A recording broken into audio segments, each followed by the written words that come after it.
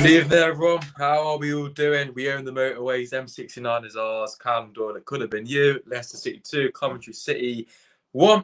Welcome back to the stream. I'm still buzzing after yesterday. Today we're here for first match reaction of the season after Leicester City kicked off that campaign with a beautiful 3 points at home in the M69 Derby over Coventry City. Kiernan Dewsbury-Hall, the hero late on for Leicester, salvaging the 3 points after obviously Coventry found the lead early in that second half. But yeah, today we're here to dissect the game, go through what happened, do some player ratings, look at the stats and whatnot. Enzo Maresca's first game as well. We're going to try and understand the tactics a little bit more as well. Make sure to let me know your thoughts on the game in the live chat. Get involved in the stream. Drop a like. And talking of the live chat, let's jump straight into it. If you want to say your man of the match, feel free to do so. I think it's quite obvious, but let us know. Jerry, welcome back. Welcome to the stream. I think Mavididi was good, but only negative from him was his tracking back, and the defended was pretty half-hearted. Other than that, I thought he was good, and I completely agree with that. And that's my only negative. I thought Mavididi, just like most players, they kind of grew into the second half a little bit, especially going forward. I think it's a bit weird. I think the first half we were a lot tighter, a lot better defensively, structure-wise, and then second half, the defensive structure was all over the shop, but going forward, especially in the last 25 minutes, we seemed to obviously open Coventry up a little bit more, put the pressure on, and obviously we managed to go and get the win. So, but yeah, I think with Mavididi, he can work on his tracking back, but I thought going forward, especially in the last 20 minutes or so, he looked a real threat. Welcome to the stream. Hamilton, what keeper? Yeah, absolutely outstanding. I thought if it weren't for Dewsbury-Hall, I thought he would be the man of the match. I don't think Doyle was that good yesterday. Interesting sharp. The Coventry fans are talking him, so maybe to be fair, I disagree. I thought Doyle was quite good, especially second half. Once again, I thought first half was a bit shaky, just trying to work things out a bit. But I thought second half Doyle was very solid. Passing was quite strong as well. I don't think he did too much wrong. Wasn't outstanding, but I thought he was very solid. So, man of the match sports, 100% agree. You know, Ball, Mavididi, what a player. Indeed, looks good. What the hell is Pereira doing playing as a holding midfielder when he should be playing it down the right wing? Now, this is Enzo Ball, David, mate. Enzo Ball. But pretty much, Enzo's just decided to play Ricardo in midfield, look to overload midfield when attacking, which obviously creates a 4 because Ricardo plays alongside Winks.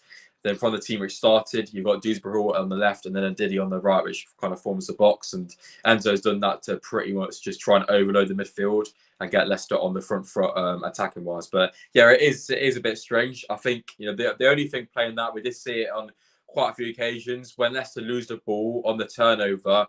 We are a bit stretched defensively because obviously everyone has to shuffle over. Ricardo's still in midfield, and it leaves us with Doyle, Faz, and obviously Vestergaard, who it was yesterday. So fair enough, mate. It's all about it's facts. It's all good. It just as everyone says, it'll be boring doing this if we all agreed, wouldn't it? So I also found we were not direct enough. Casey needed to bomb it down and cross one in or play the ball in front of Vardy. The second we started crossing the ball, we ended up scoring.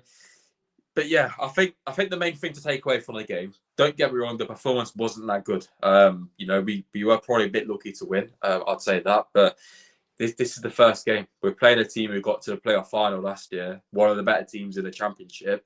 We saw, especially first half, we pretty much dominated them. I mean, Coventry had the odd chance here and there. Obviously, second half was a different story. But if you look at first half, we controlled the game nicely. Enzo Ball was working very well. We were splitting them apart with a few passes at times, lacking that end product, which I think will come.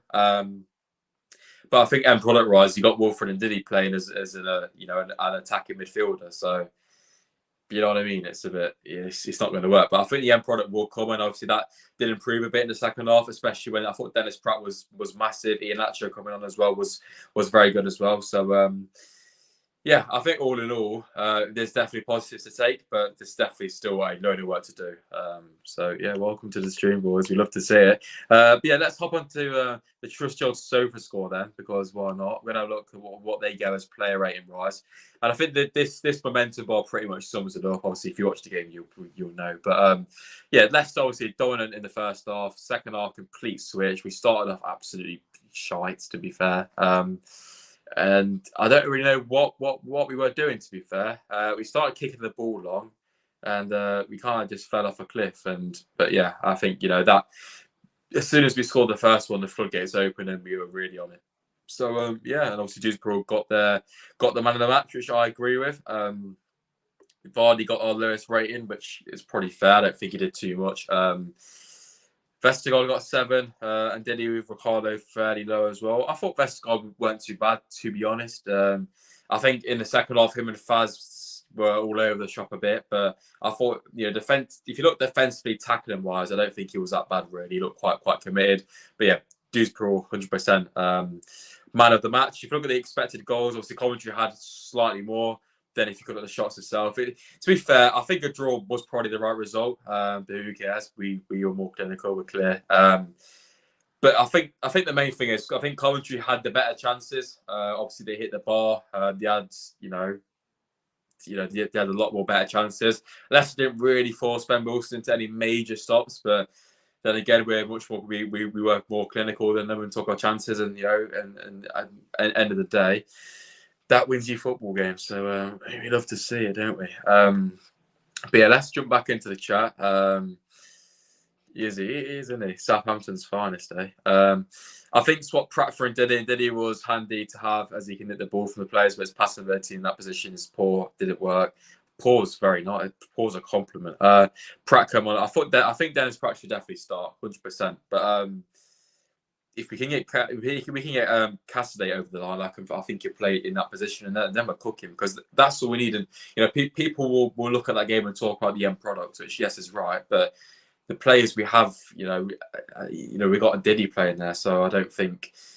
I think within Diddy, just as Jerry said there, he breaks up the play nicely. He does his work well, and he does what Diddy does best and wins the ball back. But Enzo doesn't really like to play him in that more holding role, so it's difficult to see him in the side. But then again, you don't really want to be playing Winks, Ricardo, Dewsbury-Hall, and then Pratt, because it's very attack minded. You got Ricardo in there, who's the only real defensive player, but then again, his main role is to start the attacks really. And I think in other games, Enzo would like to have a bit more control of it and not be as open defensively. And I think that's the next bit to work upon. I think the build-up play itself is pretty much there already. I think the next phase is the end product. That final third, and I think defensively we need to improve a lot, because if that was in the Premier League, we would have conceded about 4 or 5, to be fair.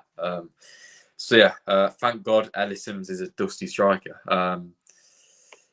There we go. Very cute stuff in the chat, boys. We'd love to see it. And Diddy has bags of enthusiasm, but he will never be a playmaker. I thought Faz was very good. He was proactive with his physical challenges. I know he made one blunder. Yeah, I thought with Faz was very good, to be fair. He came forward a few times as well, which was a bit shaky, considering we were playing a back three. But then again, at times you have to do that, and if we can't break them down, it may take one player to progress the ball himself or make that attacking run. So I think that Faz was solid, and I think he will keep playing as long as he doesn't make any before he scores another own goal. But he nearly scored, to be fair to him. But yeah, I think he was good. Passing, I don't think we did. Ricardo obviously was a bit loose, but you kind of got to expect that, because it's a completely different role to him. And if you played football, playing from right back to centre mid is very different, because at right back you're more or less receiving the ball to the side of you, but in midfield you're receiving the ball to back to the side and front. It could be anything. So yeah, Faz was great. Diddy was amazing, and the three midfielders were sublime. Big up to user. I can't even say user. Winks and Faz stood out for me yesterday. Faz, when he plays well, is class. I thought Harry Winks was.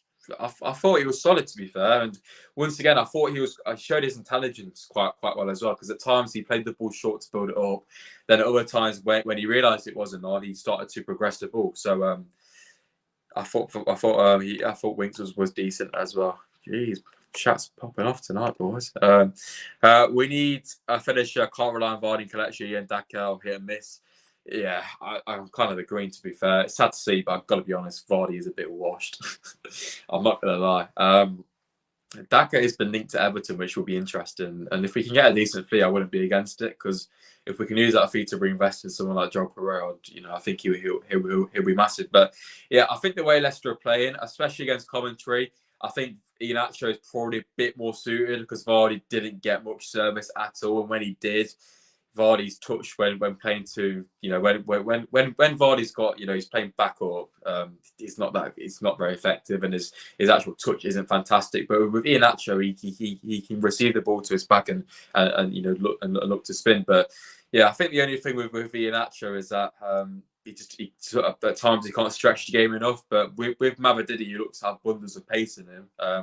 He could be that option to stretch it. So we'll have to see. Apparently, this Joel Perot deal has been going on for flipping decades, hasn't it? But yeah, I think with him, every single person watching this wants him, but it depends, doesn't it? Yeah, I don't know if it's true or not. Of course, I didn't involve him as he was the best performer. I don't know you're on about that, to be fair, Jerry. Trying to catch up to the chat, which is actually related to Leicester, all right? Stop being fruity to each other.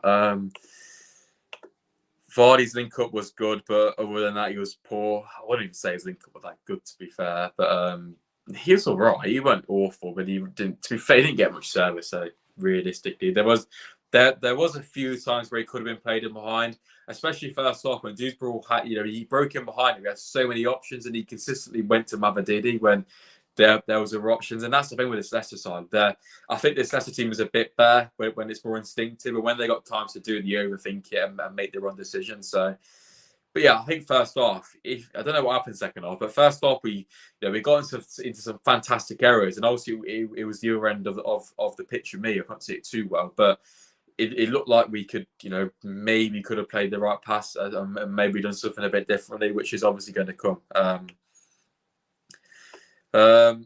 How we played yesterday didn't suit Vards. We didn't play through balls to him.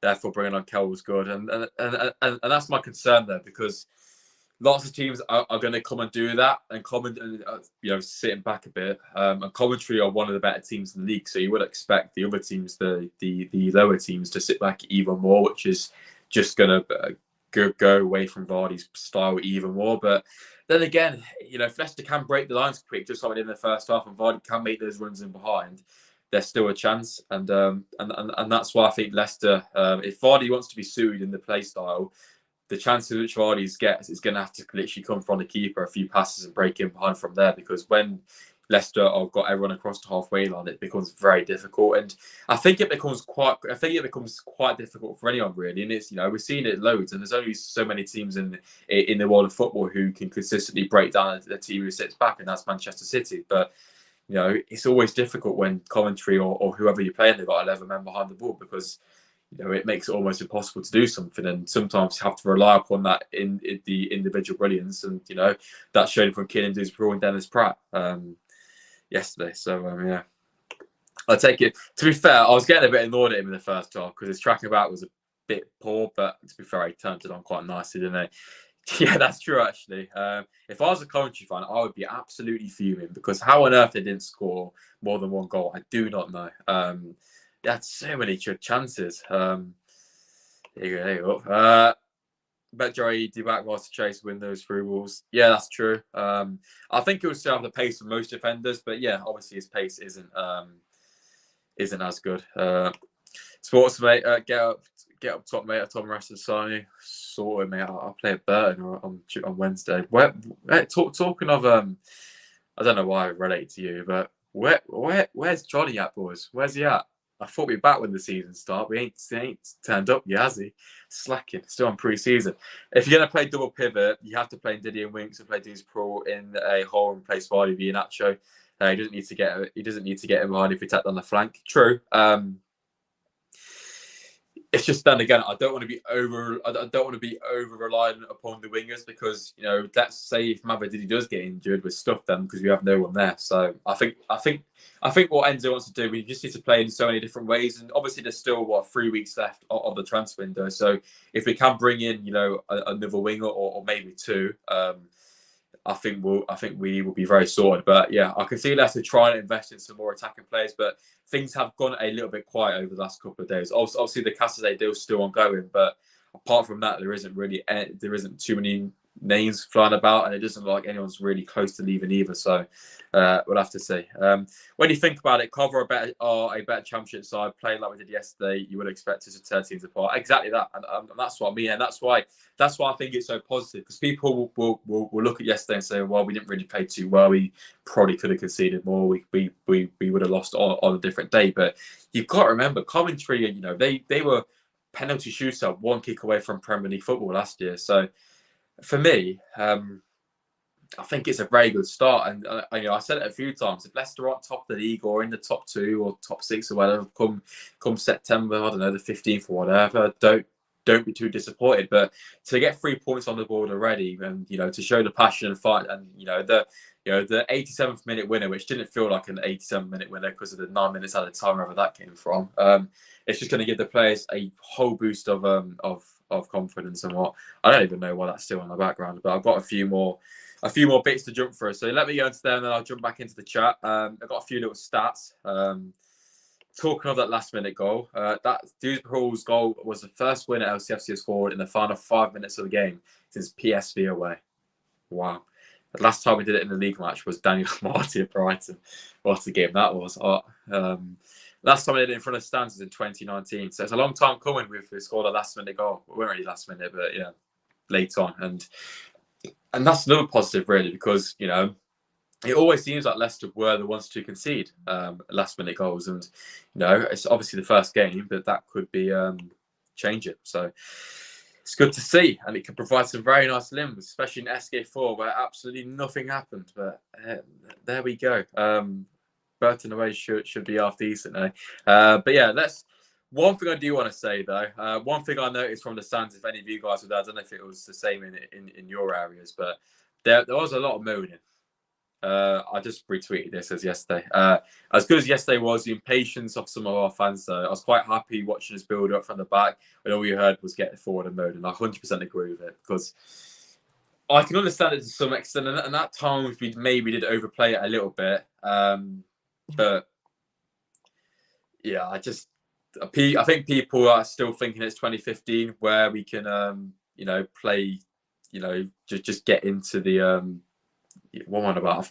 People think it's still 2015 where you can just play it in behind Tavardi, and it's not the same really. And football's not like that anymore. And the fans need to understand the Enzo tactics and whatnot, and I think they will. But yeah, I think that, you know, especially in the second half, the crowd did get a bit on the backs, and the players would have heard that. It don't really help because, you know, if you want to play it long, we played it long. You know, the second half started, we played it long from kickoff. We had a goal kick and played it long, then conceded. So if you want to play it long, we can play it long to the big Jamie Vardy striker. Not going to work, but yeah, I just think we need to show a bit more patience and let the players try and work it out from the back, as they've been instructed to do so. But yeah, I just found it a bit annoying, to be fair.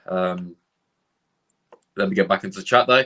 Apparently, we're clear of Man City, maybe the PSG of the Championship, top of the league. Ain't Watford fan? I thought you're talking good about Leicester 1 week, but fair enough. They're up the Watford. They play QPR, their favourites to go down. Yeah. We all have Watford, though, don't we, apart from Deeney? You have to find a spot in the team for James Justin. He's too good to be on the bench in the Championship. That's the issue, though. There's so many good players we've got. I'd even argue the same for Victor Christensen, really, because I think when he's back fit, he could have a role to play. But, you know, the likes of Kiernan Doyle, I find it hard to replace him. So it's difficult, really. Yeah, JJ has to play somewhere wasted on the bench. To be fair, I think if anyone could play as like a third centre back, it would be Justin. But I think, yeah, if you play Doyle, Faz, and Justin as a back three, I don't know, because I think Doyle was obviously, you know, he's left-sided, and then you're only there with that Faz, who's your only centre, who's, you know, quite inexperienced. Justin could be involved as the third. Yeah. I think Justin will play on Wednesday against Burton. I'd say that. Hopefully Christensen's back for that, so we can see him in that. But the team on Wednesday night will be interesting as well. But we paid £6 million. We've made great spelling lead for me. We made a £6 million pound offer for that Eunice guy in Fulham with a good person, sounds like Castagna. I haven't heard that, but I'll take your word for it. I think there's obviously that Crystal Palace guy, Saki, but I don't think there's too much is happening with that now. The Midlands is ours. The Midlands is ours. Go back down south. The Midlands. What? Use it. That's a world class chant. That is. Goes very well. Justin could be the third centre back, fast attacking. Yeah, that's true actually. And I thought Callum Doyle was fairly quick as well. To be fair, obviously they had that Hadji Wright guy who came up top. He was rapid, weren't he? And obviously I think he was the one who smashed the ball, didn't he? These are just football opinions, though. My wife and two sons are crazy Leicester City fans. I'm a lifelong Spurs fans. Are you, David? Wow. Fair enough. I don't know if... Yeah. He's a mate. Wow. SK1 was bouncing. It weren't that bad, but it's not the same, is it? It's not the same. But there's no chance I was going to get a season ticket in SK1 with my dad because he wouldn't have had that. I think we'll stay up. Watford will easily stay up. I'm not just saying that because you won't. I think I predicted Watford like 10th or 11th. I think something like that. Have a go. I know it's annoying, isn't it? And I understand that some people obviously are from an age where they've watched Leicester play with a big man up top and whatnot and crossed it in and stuff. But football's changing and it's time to adapt. So yeah, L1 SK. I've never actually been in L1 ever. Apparently they don't like vloggers, but I don't know. I might have a go in there.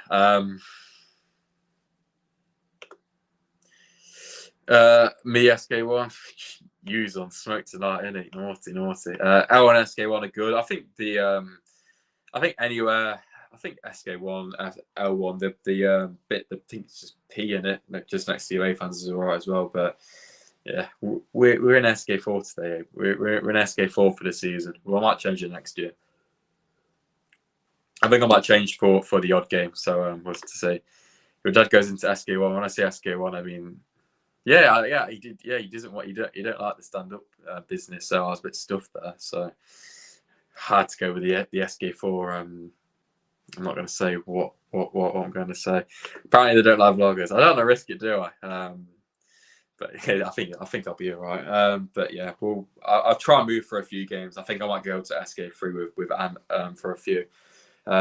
If he's got any spares, we have to see. But away days is where the atmosphere is at. But to be fair, I don't know. Obviously, some of you boys were now on SK1, but I thought the atmosphere was a bit flat at times. It was fantastic when we obviously scored the 2 goals, but I thought it was a little bit flat for first game and the derby. But yeah. Teams would have watched your game yesterday and realised that you can be very vulnerable to counter-attack. 100% agree with that, David. I think that's one thing we have to work upon because we are far too open. I think that comes down to playing that midfield. I think that comes down to Ricardo just going into midfield because obviously it just leaves a massive gap. And just like I said, when the ball gets turned over on the counter-attack, we're left with 3 centre backs and they're all out position. And it's one of them really. It's all good training for it, but in a match situation, it is a lot different. So, Josh, mate, as long as you give it massive, I give it massive everywhere I go, Jerry, mate. I'll start on the chance in SK4 and no one sang along. I won't, but Cov fans were, they were pretty good apart from the last 20 minutes. It was a bit poor. Yeah, I don't know.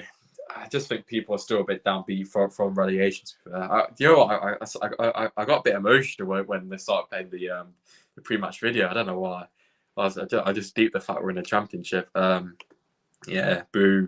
I know. Yeah, they can't score, can they? But that Gustavo Hamer guy's a good player. I'll take him. But yeah, apart from that, to be fair, I thought defensively they weren't actually that bad. But going forward, gee, I don't know how Andy Sims even scored that many goals for Sunderland last year. It was a bit crap pony, weren't he? I was tearing up. You have to let it out now. You have to let it out sometimes, don't you? I weren't like, oh, I was like, I'm only joking. But yeah, let's show our appreciation to Big Enzo now because I love the celebration. So he's had a better. I think Enzo celebrated this goal better than the FA Cup final one. It's better than that, or passion. We love to see it, and that's what we like to see. So yeah, long may that passion continue. We love to see it, and the last minute goal. That's why you go to games for. Enzo passion is levels. Yeah, so I'm only joking as well. So, I don't know about you, but whatever his name is. Something looks wrong with his yeah. Jerry, mate, you're trying to get me demonetized here. It was a violation, wasn't it? But I don't want to break YouTube guidelines for bullying. Okay. Apparently, Leicester, you could get a ban for any abuse as well now, so I'll keep my mouth shut. But anyway, obviously, I think Enzo in his post-match got asked about anyway, Jerry. That came out of nowhere, Jerry. Mate, flipping now. It's been holding that for about a day, hasn't he? Jesus Christ. I know, it came out of nowhere, didn't it? Jerry on smoke. I might send that to McFazdi, whatever his name is. Just clicked off the one I was going to do. I was still doing ID for what I don't think they are. I don't think so. Hopefully not anyway. But yeah, I don't think they are. There's been no mention of it. I'll see if they are doing it for Burton. If any of you boys are going Burton. Yeah, well, yeah, but it could be taken in several ways, Jerry, mate. You have to think about this. Can't take any risks, but I did show the comment on the screen anyway, so I'm only joking there. For flipping Christmas, though. To be fair, I do agree. So yeah, I said that. I agree. Ages after I read the comment out, so it's all good. Yeah, I haven't got tickets for Rotherham Huddersfield or Burton. Really? Burton, there's been a few come up, so just keep checking because there might be a few, but yeah, I haven't got any for Rotherham or Huddersfield either, mate. It's rubbish, isn't it? I don't know why, but I know the allocations are small, but now everyone decides to turn up now, apart from last season. What's your thoughts on the ridiculous added time? Yeah, we forgot to discuss this. Good question. It's almost like playing a joker in a game show. So many games are going to be won and lost in added. Yeah, I don't like it at all either. I really don't like it. I can understand the point behind it, but 9 minutes is, 9 minutes from one game yesterday was crazy. I said before to the people around me, four or five max, and 9 came up. I was like, geez. But yeah, I think the goal celebrations, obviously, but there's 3 goals. There weren't any injuries. Coventry took a while over some corners, but 9 minutes is just ridiculous. Obviously, if Leicester were, still 1-1, we obviously would have taken it. But I think it is a little bit too much. I think they should cap it at 10, unless it's obviously anything major. But so if that game was 9 minutes, imagine a couple of injuries in there, a few more corners, goals here and there. You're looking at 15 minutes easily. So it is a bit of a concern. I understand the reason behind it. 'Cause obviously, you're paid to go and watch football. You want to see football, but I think the stat was like last season in the Championship, there was like 48 minutes on average of games actually being in play, which is obviously rubbish. But I guess that's the same in all areas of football. So yeah. I hope in Southampton, Southampton should be fairly easy to go. I might see you again as well. If I'm going, I don't know, because I'm moving to uni that weekend. Think about added time. I don't know how you can get 1 minute. Yeah, that's exactly what I said. Exactly that. I guarantee this year you will not see 9 minutes, 7, 8 minutes being added on in the first half.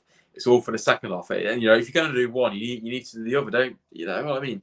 And obviously, first off, 1 minute was probably about right, but if they're playing this complete rule of stopping everything, there was definitely more than 1 minute. As well as that, Cobs time wasted in the second half from when they took the lead actually gave them an advantage with more at the time at the end. Yeah, I think that's where most of it came from because it did take a long time. But yeah, see the boy, it's see Jerry as well maybe. Have a quick link up in the concourse. Jeez, that young lad on the right looked a bit out of its depth. I think first off slightly, but I didn't think I don't think it was fantastic. I don't think he was out. I don't think he was out of his depth by anything. But yeah, I just think it was Casey McAteer's first Leicester start ever, really. So it was. I thought it was quite good. I thought he took a while to get going.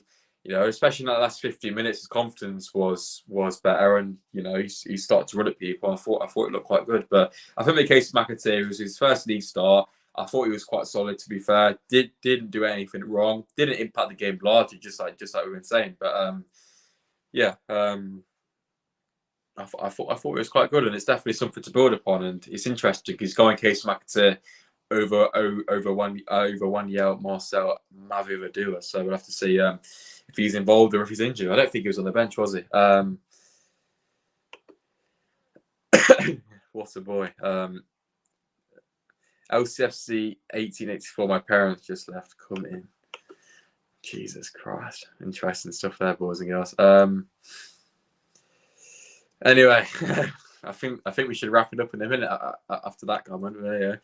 We love to see the fruity SPORTSA chat on all occasions, don't we? But a little thing just came in, according to Fabrizio Romano. Liverpool have no interest in Kiernan Dewsbury-Hall, so we're all good by that. He wouldn't have gone anyway, but yeah, there we go then, boys and girls. That's where we're going to put a wrap on the stream, I think. We'll be live tomorrow night for the Burton Albion preview. What a big game that is in the first round of the bloody Carabao Cup. There'll be another match day vlog for that one as well, so make sure to tune in. Obviously, there was a match day vlog yesterday for the Cov game, so if you want to check that out if you haven't already, feel free to do so. And there'll be a few more transfer streams and stuff.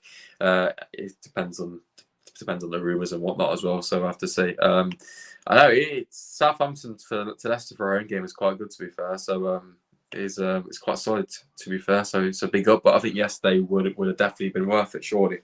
You know, last minute goal. You must have had to get well early for that game as well. Jesus. I remember Southampton was like 2.5 hours for 3 hours, if I remember. Obviously, I was on the bus when I went, so a bit less, but yeah, there we go. Every home, that's mad, isn't it? Yeah, fair play to Jerry, to be fair. I think we should all come together and give Jerry a free ticket at the end of the season. No chance. Around that, yeah. Anyway, there we go, boys. Thank you very much for coming in, as always. Massively appreciated. Make sure to go and drop a like if you haven't already. Massively helps the channel out. Indeed, Barnes did score twice for Newcastle yesterday. Madison did fairly well as well, I think, for Tottenham as well. So, yeah, great stuff.